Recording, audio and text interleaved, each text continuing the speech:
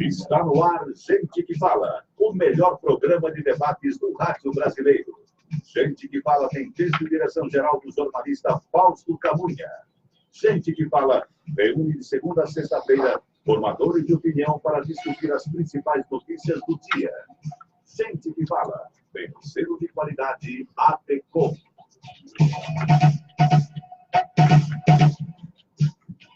Alô, amigos, bem-vindos ao Gente que Fala. Estamos na Rádio Trianon, AM 740 São Paulo, estamos na Rádio Universal, AM 810 Santos. Estamos no estúdio da Rádio Trianon, transmitindo pelo Instagram, @programa Gente que Fala, também pela fanpage facebook.com/programa Gente que Fala. Nosso blog, gentequefala.com.br, nossos telefones 3289-3580, 5052-5555. E hoje mais uma edição de Gente do MPD que Fala, parceria do Gente que Fala com o movimento do Ministério Público Democrático, MPD hoje representado pelo Procurador de Justiça, Dr. Antônio Visconti. Prazer tê-lo aqui, Dr. Visconti. Muito obrigado. Também está conosco a consultora, especialista em coach, doutora Gisele Brandt. Prazer, doutora Gisele. O advogado, doutor Marcos Martorelli. Bom dia a todos, bom dia ouvintes, bom dia advogados. Especializado em compliance. Eu já disse isso, compliance é a palavra da moda. Antigamente nós usávamos o termo respeito e vergonha na cara, hoje é integridade e compliance, mas a essência é a mesma. Também está conosco o doutor Sérgio Madeira. Prazer tê-lo aqui, doutor Sérgio. Bom dia a você, aos ouvintes, muito obrigado pelo convite. O senhor me ajuda, o senhor é diretor técnico da BRAID. O que é a BRAID? A BRAID é a Associação Brasileira dos Importadores e Distribuidores de Produtos para a Saúde. É um setor bastante sensível no ambiente atual. E usa muito o compliance nos dias atuais. Com certeza. Na verdade, a nossa entidade tem 300 associados, mas no Brasil tem 3 a 5 mil empresas atuando nesse mercado. E, de fato, a questão do compliance é importante como causa, como coisa mãe para nós todos, na vida, no dia a dia, numa fila, numa espera de cinema e nos negócios, quaisquer que sejam. Mas, infelizmente, no ambiente de saúde, essa coisa tem efeitos catastróficos, né? Porque, na verdade, se explora o sofrimento humano, né? Eu estou fazendo essa colocação para o senhor porque há pouco tempo nós somos surpreendidos, né, com desmando, vou usar esse termo, na área da saúde, né? Então, a gente nunca imaginava que alguém vendesse uma prótese e superfaturar preço de medicamento, me parece um negócio banal. Agora, banal se formos, porque aqui é público notório, um diretor de uma instituição aqui pagava 20 centavos numa Novalgina e vendia para a instituição por R$20, né? Então, já é à beira da falência, das portas da falência. Mas quando alguém usa prótese, o senhor falou, né? Está mexendo com a vida das pessoas e algo que nós não temos, né, competência para nos cuidar nesse aspecto. Nós até usamos na nossa organização o termo ser fragilizado. Então, a pessoa... Sou eu, ser fragilizado sou eu. Um ser muito você, frágil. Só a Gisele, somos todos sim, nós. sim. Né? No momento que você está numa cama, vitimado por uma doença crônica ou um acidente, você tem pouco ou quase nenhum poder de discutir aspectos. Você quer livrar a sua dor e os seus familiares no entorno. Então, se nós não tivermos uma estrutura de ética na essência, as coisas não caminharão bem.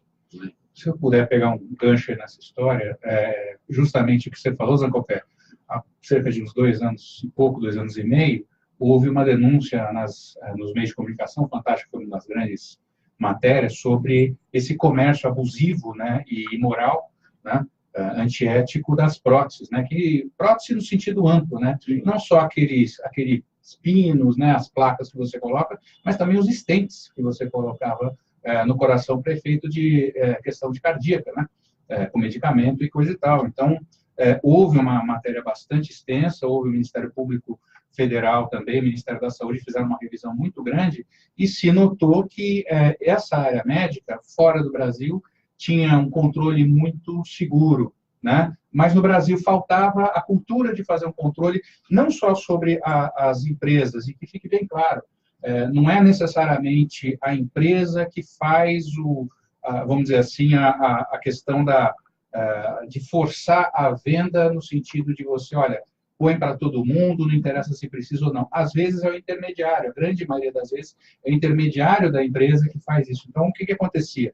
A empresa até tinha um sistema bastante rigoroso, ético, dentro do seu ambiente corporativo, mas não tinha com relação a terceiro. O representante comercial, aquele representante que vai lá junto do médico, que, enfim, racha a comissão com ele, fala, olha, então é o seguinte, a gente precisa chegar numa meta de 50 stents. E aí você tinha uma prática de um comércio aviltante. Eu tenho que vender 50 stents? Isso, tinha meta para atingir, né?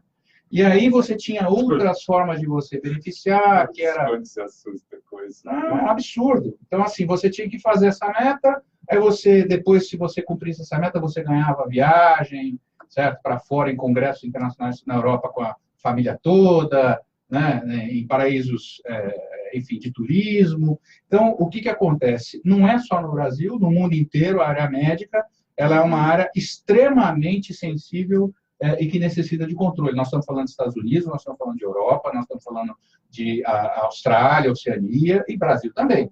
Então, com isso, houve aí um movimento bastante grande dos empresários sérios, que querem realmente, enfim, eles investem muito em tecnologia, investem muito em saúde, produzem artigos que são de primeira necessidade, sobretudo para as populações que, como foi colocado, população fragilizada, população que está aí, e precisa ter essa confiança. E do lado médico também você tem que ter um compliance no seguinte sentido. Se você fizer, vamos supor que vai para o judiciário essa questão. Eu fui vítima de uma situação onde eu não precisava ter uma prótese, um stent ou algum equipamento, e isso daí foi colocado para mim por uma questão comercial. Aí como é que o médico se defende? Ou o hospital se defende? Olha, para os casos semelhantes, é lógico que cada caso é um caso, né? Para os casos semelhantes, você usou qual procedimento? Foi o stent, foi a prótese, foi um procedimento alternativo medicamentoso ou foi o quê? E muitas vezes o médico e o hospital não têm esse histórico. E o compliance, ele exige que você tenha toda a cadeia produtiva, desde da primeira consulta até o final do tratamento, você tem isso registrado. Com isso, você consegue avaliar se aquele médico tinha aquele procedimento como um procedimento normal dentro da sua prática médica, ou se ele, de repente, ele começou a aumentar com base assim, em algum procedimento, ou só recomendando um produto de uma mesma empresa, e por aí vai. Então, o compliance ele ajuda nos dois sentidos, tanto no sentido de você fazer um comércio legal e legítimo dos seus produtos, quanto no sentido de você, sendo questionado, você ter a possibilidade de fazer uma defesa técnica e mostrar que você agiu ou não, né, de acordo com as regras do jogo. Doutor Antônio Visconti, o senhor que é procurador de justiça, descreve um quadro aqui. Né? Eu sou um ser fragilizado, aí me socorro da medicina. Saio de lá com um stent que eu não sei se eu preciso. Mas como é que eu posso acionar a justiça para questionar um negócio desse? Olha, a minha resposta não vai ser muito animadora. Conseguir comprovar tecnicamente, pericialmente, um abuso desse é muito difícil. Muito difícil. Então, não sei se melhorou hoje, que agora eu já desde 2009 que eu estou afastado, mas é extremamente... Mas a essência da justiça o senhor não perdeu. Não, essa parte da técnica dos processos, perícia médica, perícia criminal, isso tudo é muito precário ainda, de sorte que é extremamente difícil para o interessado fazer essa prova. queria só lembrar, é importante no que estamos falando, sempre lembrar que para tudo, especialmente na área da saúde, o melhor é a prevenção. Não é? Então, nós estamos falando... Desculpa, essa palavra não existe no Brasil. Existe. Pode ser que ela, em proporção com o todo, ela seja menor, mas é essencial que a gente busque a prevenção, tanto primordial para manter o estado de saúde, quando tem uma doença, para uma prevenção primária, secundária e assim por diante. E nós temos uma necessidade no país de atuar com a educação. Então, cada um de nós tem que ser um gestor ético, né? Na sua família, nas suas compras. A instituição que eu trabalho, a Bright, né, ela gerou, há alguns anos, antes até do caso do Fantástico, um programa de autorregulação, a exemplo do CONAD, né, para buscar que todos os players do setor se dessem as mãos, não para compartilhar dinheiro ilícito, mas para criar um sistema que seja, inclusive, sustentável. A gente sempre reclama que não há recursos no setor saúde, que há falta de dinheiro. De fato, há. Mas o mesmo dinheiro que aí está poderia ter muito melhor uso para o cidadão se a gente conseguir controlar as distorções. Nós, na Braille, damos um passo bastante grande, mas o horizonte é de longo prazo. Então, trabalhar com compliance, trabalhar com ética, indicando os produtos só quando eles são realmente necessários, é o futuro. E, para chegar nisso, nós precisamos prevenir os problemas antes que eles ocorram. Então, a educação, a boa educação do médico, dos outros profissionais de saúde, né? E o controle social é importante. Doutora Gisele, por que ficou brava quando eu disse que não tem prevenção? Eu acho que tem. A prevenção começa na sua casa. Sua mãe fala, não vai comer doce antes do almoço. Pronto, não engorda. Se você não engordar, os seus riscos de ter um problema de saúde, ou principalmente a gordura abdominal, é a mais nociva na área de cardiologia. Né? Quer dizer, se você já começar com a prevenção tão simples assim, a boa higiene bucal também ajuda na prevenção dos problemas de coração. Quer dizer, vai escovar os dentes, filho? Você quer? Deixa eu ver. Isso é prevenção. É que a gente não se dá conta que é tão enraizado que a gente acha que isso é um dever de um terceiro, seja do Estado, seja de um hospital, seja de um médico, mas não começa mesmo em casa. Vai dizer que nenhum de vocês ouviu isso da mãe de vocês. Claro, com certeza. Só que hoje, dependendo da situação, dar bronca no filho é antipedagógico, coisa assim. Então, nós temos que prestar atenção além nisso. Nós somos da época que a escola era risonha e franca. Pois é. Chamava caminho suave, não é? Olha, a Procuradoria Regional Eleitoral em Mato Grosso requereu ao TRE a cassação da diplomação da senadora Selma Arruda, do PSL, e de seus suplentes por suspeita de abuso de poder econômico e gastos ilícitos de campanha. Doutor Antônio Visconti, isso acontece, isso é possível, é viável, aí de repente se descobre que não tinha nada, mas aí o mandato do eleito já foi.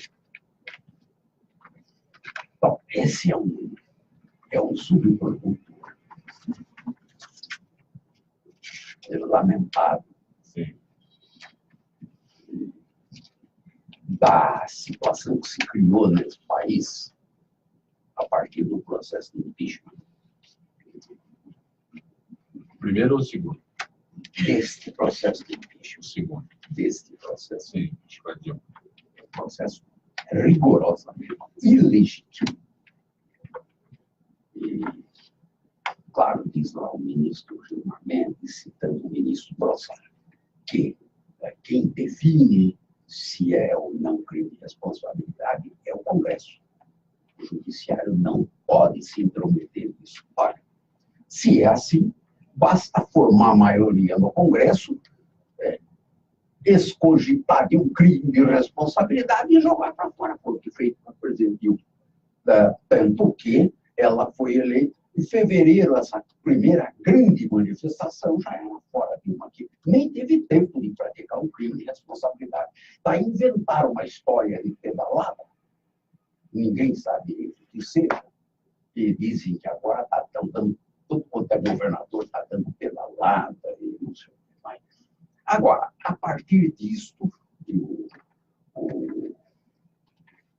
o professor Zaidado Cardoso, que foi ministro, ele disse, e eu concordo inteiramente com ele, que para chegar a esse objetivo foi necessária uma ruptura constitucional. E feita a ruptura constitucional, trazer de novo o crime é extremamente difícil. Dentro desse quadro, a gente passou a ter um judiciário partidarizado, o André Singer e o Reinaldo Azevedo, que é absolutamente insuspeito de esquerdismo. O André Singer fala o partido da justiça e ele fala o partido da polícia.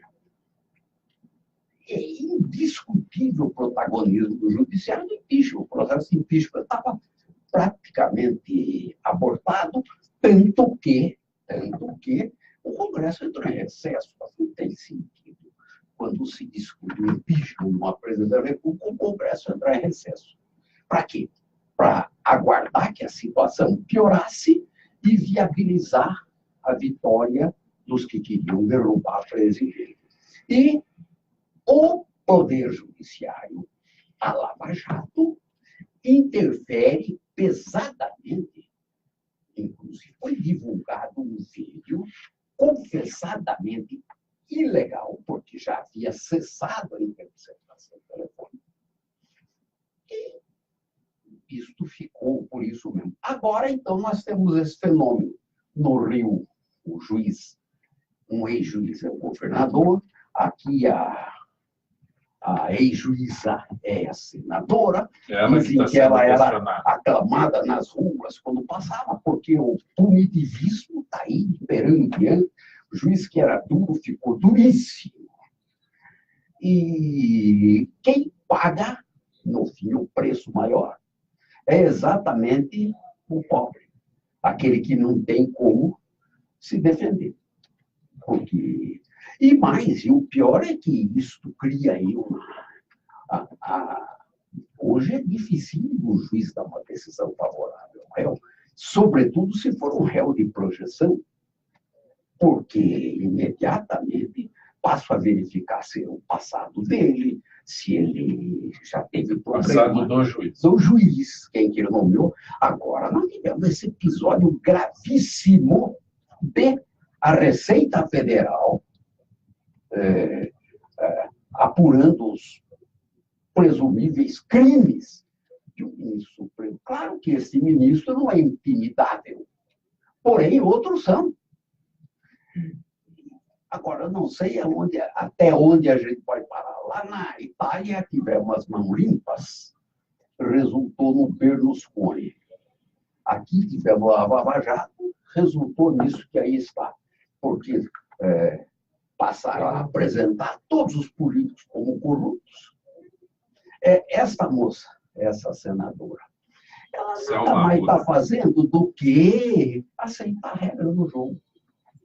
O doutor trabalhou com o governador Covas, que é um homem de integridade acima de qualquer suspeito, mas eu não acredito que haja nenhuma campanha majoritária nesse país em que esses abusos não tenham ocorrido, o Caixa 2 não tem.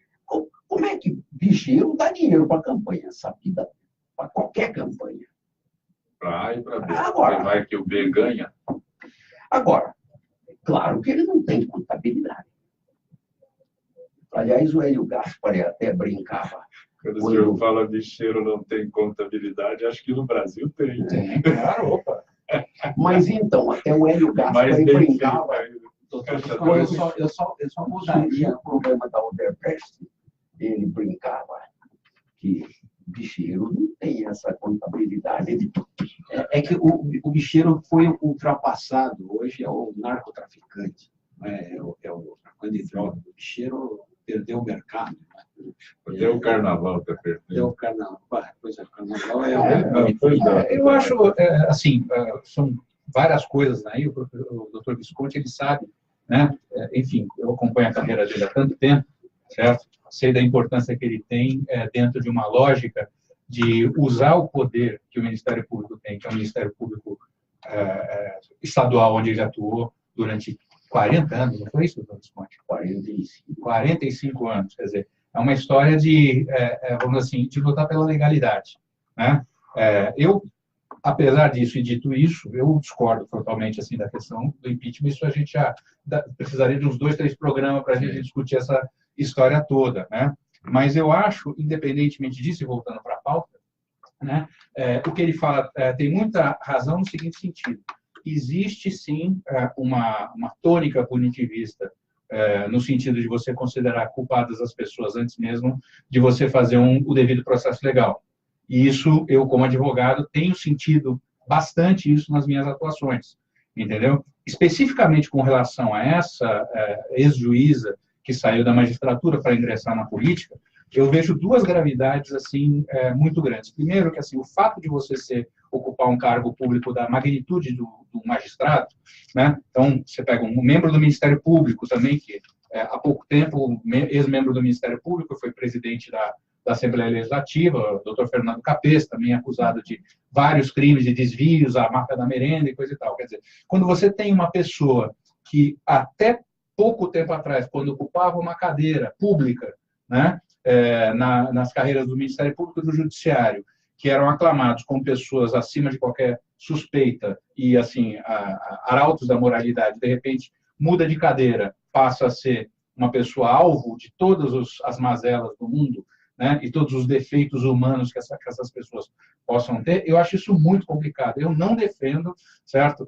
Eu convivi 22 anos com administração pública, tive vários colegas promotores afastados, juízes afastados, pessoas tecnicamente extremamente corretas, competentes nas suas atribuições, mas eu acho muito ruim quando uma pessoa sai dessa carreira e vai para a vida pública, certo?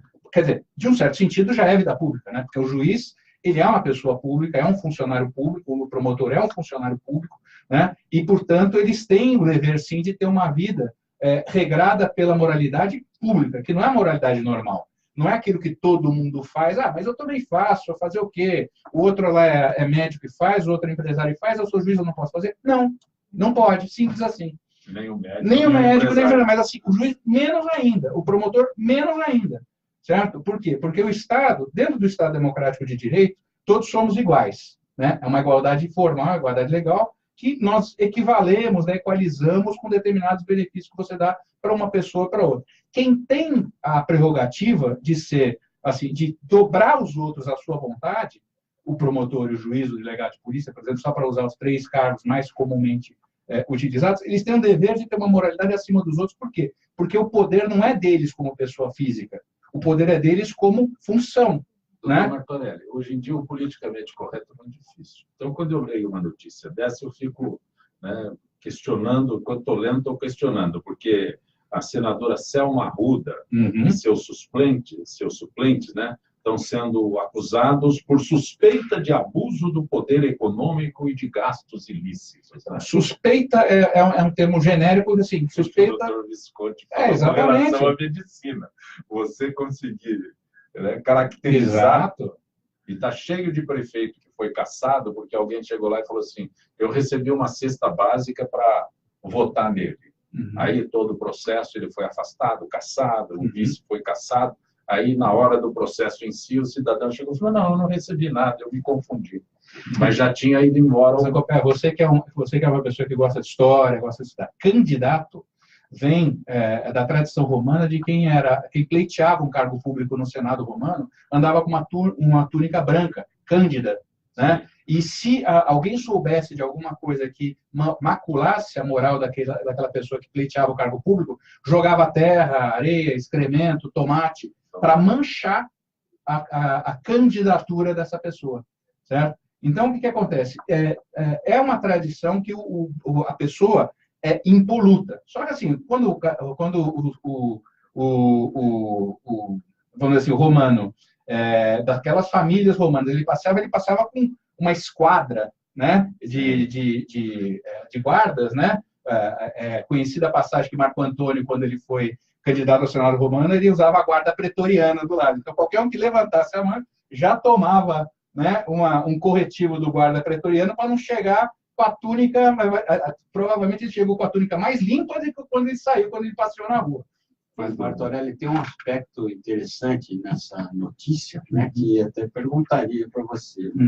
Quer dizer, quando estou falando como uma pessoa normal, um cidadão normal. Né? Quando um cidadão normal, nesse sentido, a juíza que se aposentou no dia seguinte virou candidata e passou a usar recursos de R$1,5 milhão de reais, o que consta na notícia, né? R$1,5 milhão de reais para um cidadão comum, né, me parece complicado, né? Isso afasta o cidadão comum da política, porque a gente que vive de salários e aposentadorias e tudo mais, onde é que você vai reunir recursos para ser candidato? Então, ela rapidamente dispôs de pelo menos, a notícia fala pelo menos, né, 1.500.000 e não sei quantos. Né? Quer dizer, isso tem que ter um retorno num mandato de 4 anos, é isso? De 8 anos, né? Senador de 8 anos. Um mandato de 8 anos. Quer dizer, vai ter um retorno de pelo menos 200 mil por mês, é isso? Sei lá. E antes era por ano. Suprema representante da moralidade pública em Cuiabá. Era aplaudida na rua. Sim. Mas o que eu estou dizendo é o seguinte, é o ser e o dever ser. O jogo político-eleitoral é esse, é pesado. Eu acho que quem está imune a essa crítica hoje é só a Marina Silva. E assim mesmo porque não chegou ao segundo turno. E ela não tinha esse recurso, ela foi triturada. O jogo é bruto, o senhor está coberto de razão. Agora, assim, não é que isso esteja correto, claro, mas, inclusive, um juiz, são a famosa quarentena.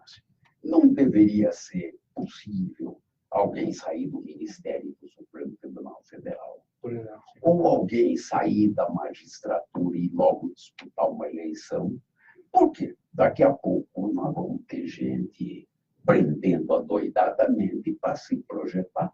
E lá foi derrotado um outro juiz, que também era juiz federal, também perdeu a eleição.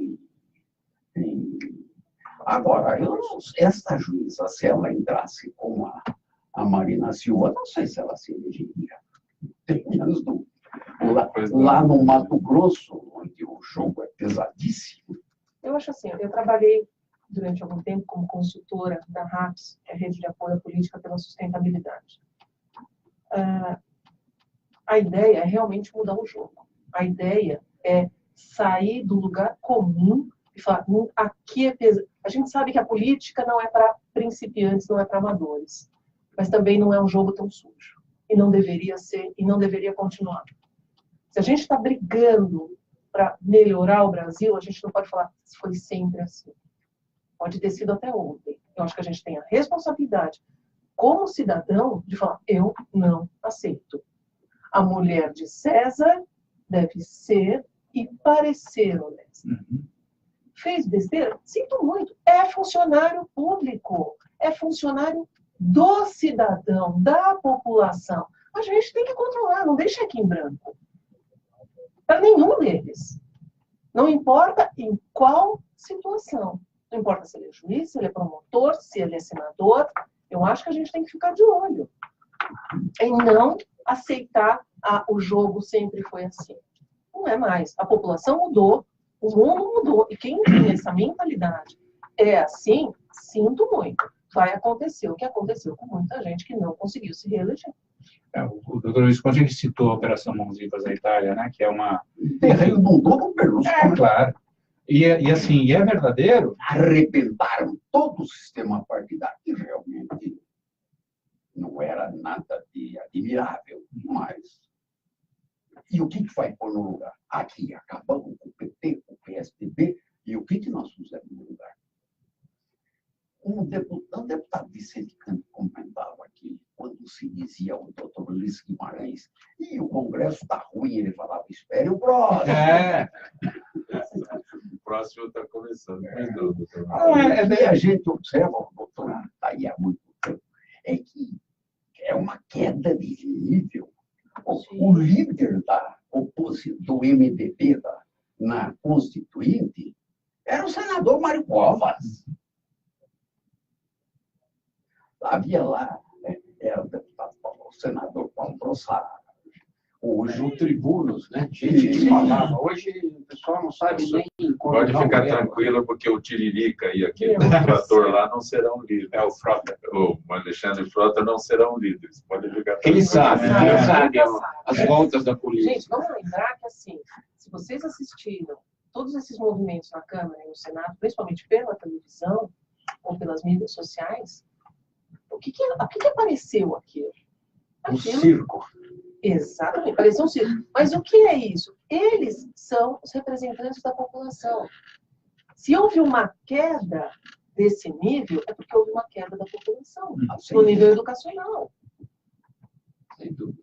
Não, você vê as situações. O aspecto que eu falava da prevenção. Nós estamos Começa a exportando, comunicação. porque o franco-brasileiro Carlos Goncho deixou a prisão em Tóquio e aguardará julgamento em liberdade.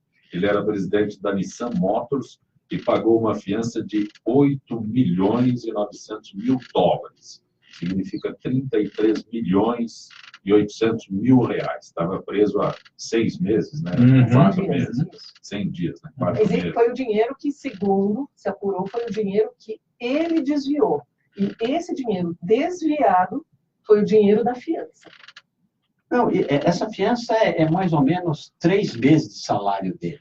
Exatamente. Tem uma interessante. série de questões aí nesse caso do Bosch. E, assim, o principal, e nós conversávamos aqui um pouco antes do programa, infelizmente, o espectador não teve acesso a essa conversa, mas, assim, qual é a legitimidade de você prender uma pessoa antes do processo ser terminado?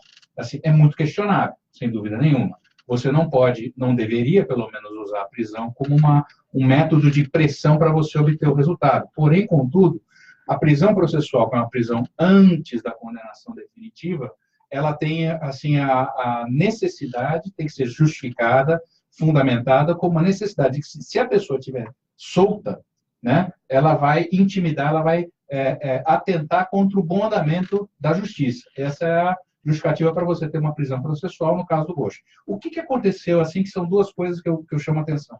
Primeiro, é uma pessoa extremamente rica, né?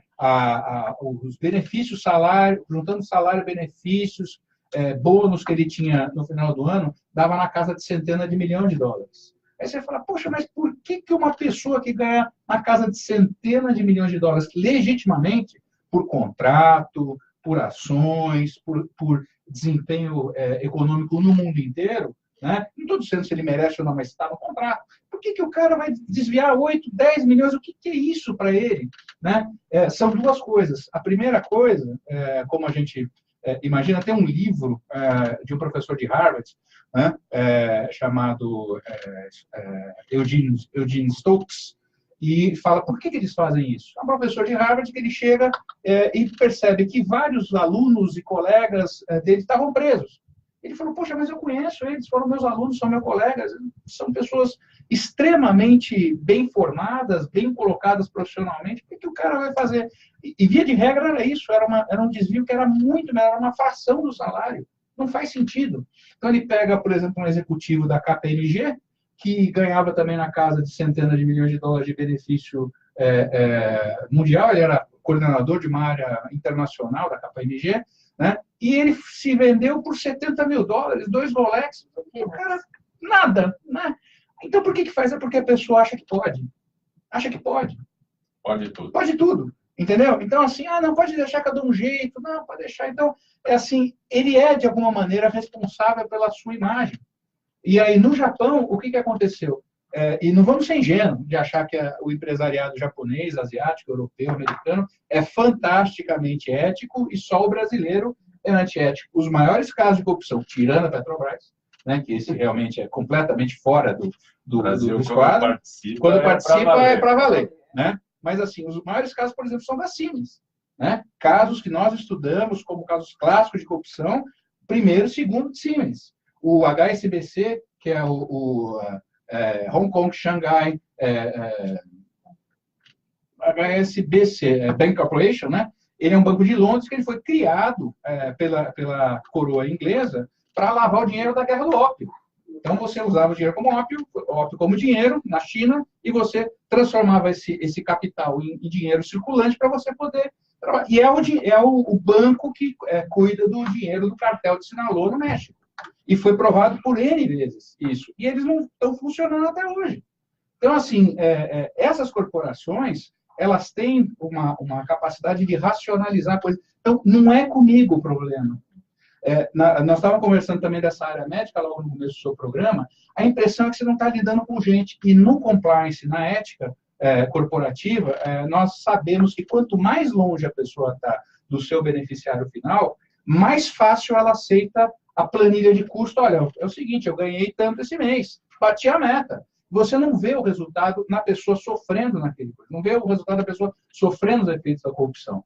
E o que é complicado quando você trata de político é porque, ao contrário, por exemplo, talvez de um grande líder corporativo como era o Roche, né? No hospital público, o secretário da saúde, o ministro da saúde, o diretor do departamento, ele vê a fila do hospital. E ele sabe racionalmente que o hospital está daquele jeito e poderia, se não está perfeito, poderia estar muito menos pior se não tivesse tirado o dinheiro. Mas assim, fazer o quê? Todo mundo tira, então eu tiro o meu também. Eu concordo com você, mas também não sei como é que resolve. Mas é a estrutura do capitalismo, a essência do capitalismo, com a história dos acionistas, né? Uhum. O acionista, ele está lendo o release lá nas TVs especializadas para ver quanto mudou a ação.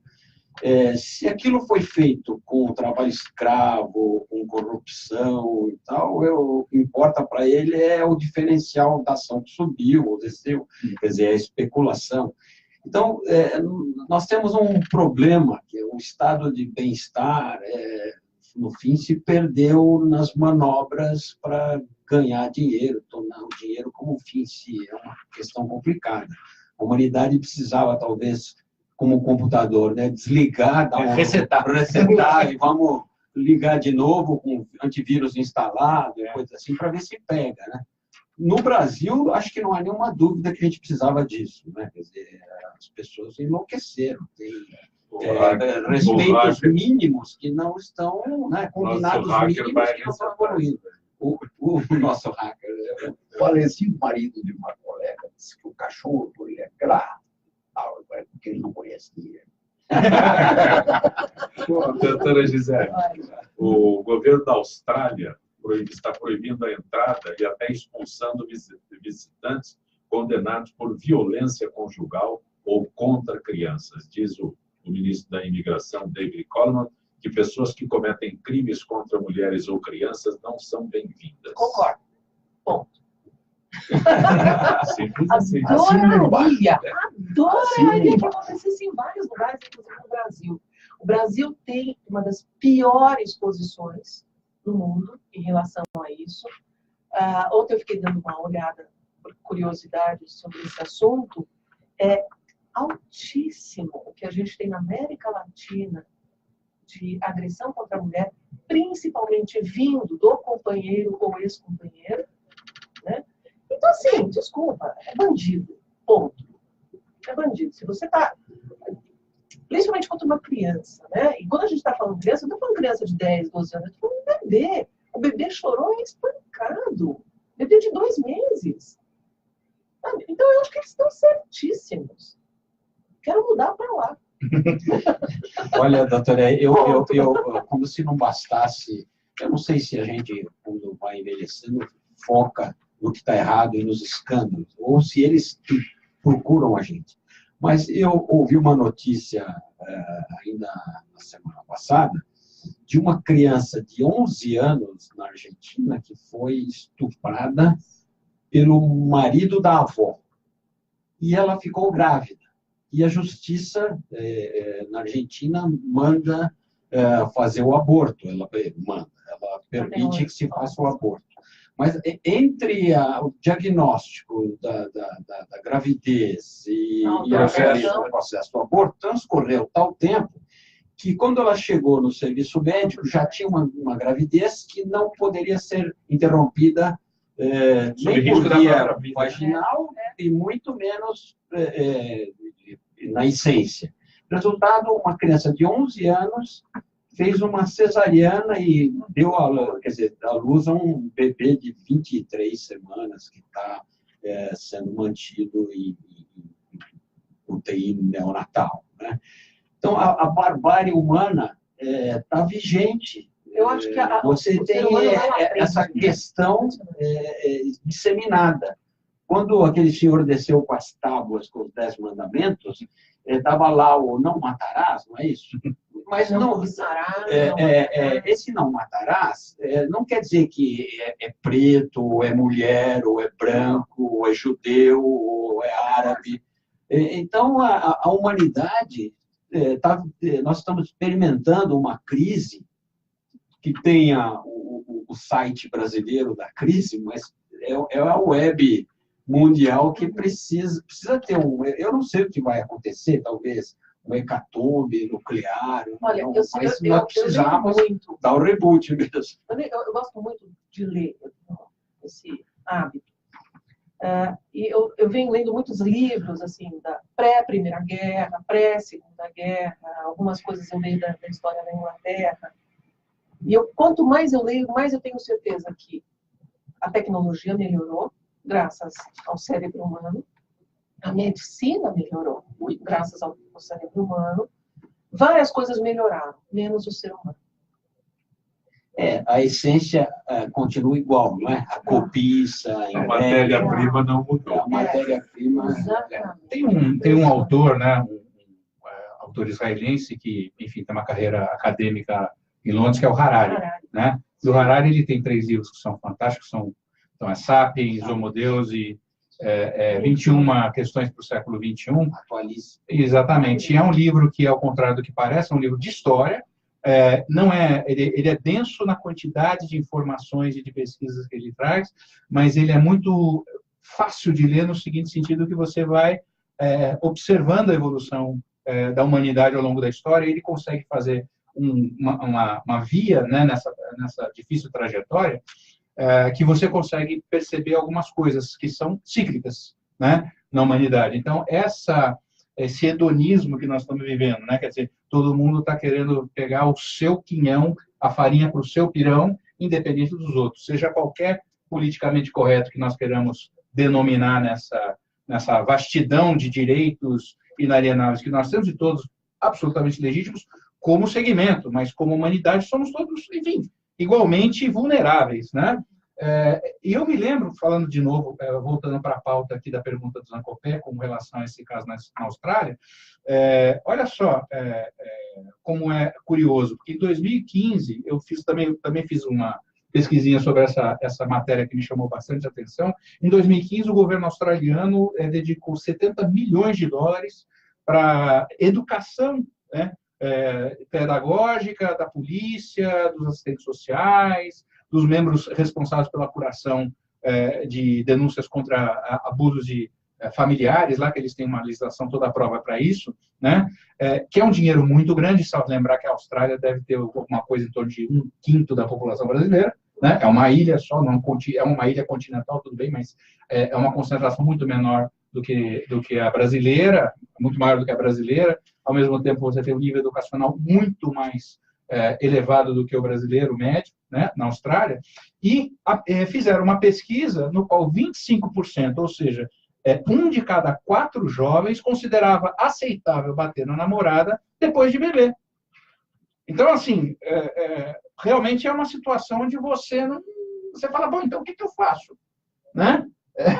Se é dinheiro, se é lei, se é lei mais dura, e aquilo que o doutor Visconti estava trazendo logo no começo, vem aí o recurso ao Poder Judiciário. E o Poder Judiciário, ele só vai fazer a intervenção no sentido de decidir. Então, é isso. Faça-se isso. Certo? Por quê? Porque ele é escravo da lei, né? E se não for um poder politizado, é um poder que, enfim, ele tem que decidir sobre o caso concreto. vão questionar, vamos supor se é constitucional, se não é constitucional. Eu não conheço a Constituição australiana, mas eu imagino que existe uma defesa fundamental dos direitos humanos, né, muito aguerrida naquela sociedade, né, tanto que essa lei passou. E eu sou também favorável a que determinadas pessoas elas sejam afastadas do convívio social, pelo menos durante um grande período de tempo. A medicina, por exemplo, ela diz que casos como pedofilia, ou agressores sociopatas contumazes, não tem solução médica, né? Se você deixar as pessoas ao seu arbítrio, por mais que elas possam até querer realmente não praticar, e eu conheço casos concretos, que eu não posso trazer à baila, mas assim, de pesquisas médicas onde foram suspensas por causa do Ministério Público Federal, né, que considerou a castração química como aviltante aos direitos fundamentais, porque era indignificante, né? E as pessoas que estavam em tratamento em um determinado hospital, fazendo uma pesquisa internacional sobre o uso da castração química, voluntariamente foram para o médico e falaram: doutor, eu preciso do medicamento que eu vou voltar a transgredir, certo? E com base no direito fundamental, não, isso é aviltante à dignidade humana, não se faz mais. Então, o Brasil, infelizmente, nesse ponto, ele padece, em algumas situações muito específicas, eu falo isso com situações específicas mesmo, de um romantismo excessivo desse politicamente correto, de você não enxergar a realidade nua e crua tal como ela é, como o Harari coloca nos livros, né? Olha, a humanidade é assim, goste você ou não. Doutor Visconti, hoje tem algumas perguntas aqui. A primeira é para o senhor, doutor Visconti, o Jaime do Jardim Bonfiglioli. Pergunta sobre quais seriam as efetivas consequências jurídicas da falta de decoro de alguém com cargo eletivo. Eu estou me lembrando dessa. Eu, antigamente, quando antes rodava aqui no Trianon, e eu não era tão dispersivo e tão desorganizado como eu sou hoje, eu andava ouvindo a Rádio Dourado sempre ouvia o nome desse. O Jaime do Jardim Bonfiglioli. Nós estamos com gente que fala há 19 anos no ar. E ele, desde o primeiro dia, está conosco. Ele é mais efetivo do que eu. Eu me lembro muito bem desse nome. Um dia até liguei para alguém da Eldorado, não me lembro quem agora, para apresentar melhor esse moço. Chamava atenção. Todo o programa Sim. tinha... Em todas as emissoras. Todo posto tinha uma pergunta, tinha uma intervenção dele. Agora ele faz esta observação. A rigor deveria ter consequência, mas, infelizmente, não tem. Isto é lamentável, mas... Porque não adianta a gente insistir tanto, acho eu, nesse plano do dever ser a doutora. Não, que não pode ser assim, precisa mudar. É lógico que precisa mudar. Evidente que... Agora, como mudar, que é o problema aqui, não é muito complicado fazer a crítica, porém, colocar algo no lugar, daí já é extremamente difícil. Ele está querendo se referir a esse problema. Penso eu, a questão desse vídeo que foi divulgado e que está aí, e realmente revela uma total falta de compostura do presidente da República. Agora, também não daí também não dá. Falta de decoro. Não dá. Isto exige uma série. O impeachment é uma solução política. Sim, e sim. evidentemente que não há. Não sei se a gente teria de ter algum sistema intermediário de punição, porque ir logo para a pena de morte não vai resolver. Não vai solucionar. Por tudo ou nada, né? Agora, tudo isso é muito lamentável. E há algo que eu não gosto dessa expressão, que é bastante usada, transparência. Eu acho que há muito abuso. Eu acho, por exemplo, é bem possível que seja um anacronismo, que seja coisa de velho, mas eu acho que esta publicidade se dar ao julgamento Sem dúvida. visível, eu não acho que isso seja benéfico, não. Sem dúvida. Olha, eu me lembro de que, na minha época, o júri que demorou mais foi do Lindomar Castilho. E levou um dia, começou às 13 horas hoje e acabou meia-noite do dia seguinte. Hoje a gente fica uma semana no processo. E naquela altura não podia nem sequer fotografar. Eu tenho as reportagens, eram desenhos, e nem fotografar podia. Agora, eu não sei se isso é bom, porque daí começa esse bate-boca do Supremo. Agora, se o ministro Supremo bate boca, como é que depois a gente vai querer comprar do juiz? Nós temos uma situação transitória, todo mundo quer os seus 5 minutos de fama. Né? Então, tem um crime, o delegado, antes de tomar providência, já fica dizendo o que ele fez. Já liga para o repórter, né, para já sair da matéria. Aí, depois, é o promotor que dá entrevista, é o juiz... A mediatização de determinadas profissões, eu penso que seja totalmente desnecessária e danosa para a sociedade como um todo. Né? Doutor Sérgio, deixa eu aproveitar, porque a Carla de Santo André pergunta a sua opinião sobre telemedicina. Não sei se ela vai se referir aqui a uma teleconsulta, alguma coisa, telemedicina. Telemedicina é um termo amplo que a gente nem sabe direito onde começa, onde termina. Onde começa, acho que é mais fácil. Mas veio para ficar, é um recurso que a sociedade vai precisar, num país de dimensões continentais e onde não tem médico para todo mundo, em todo lugar, será essencial. Na verdade, não é nem só no Brasil. Na França, por exemplo, tem lugares que se chamam desertos médicos, na linguagem do dia a dia. Não é? Então, também, em qualquer país onde você tem dificuldade médica, a telemedicina pode ajudar.